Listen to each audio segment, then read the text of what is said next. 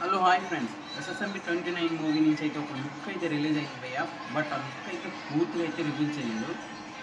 Neck నుంచి just ఈ chest వరకు మాత్రమే చూపించాడు.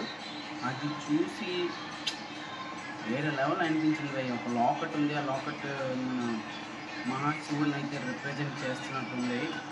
అది ఎలా అంటే ఆ లుక్ అయితే జస్ట్ ఫేస్ లేక జస్ట్ ఆ లుక్ మాత్రమే ట్రెండింగ్లో మామూలుగా అవ్వలేదు భయ్య. వేరే లెవెల్ ట్రెండ్ అయింది. ఇదిలా ఉంటే నేనైతే ఎస్ఎస్ఎంబి 29 మూవీ ఒక లుక్ అయితే లీక్ అయింది భయ్య. లుక్ అయితే చూడడం జరిగింది. మీకోసం అయితే ఆ లుక్ అయితే ఈ పక్కనైతే ప్లే చేస్తాను, చూడండి.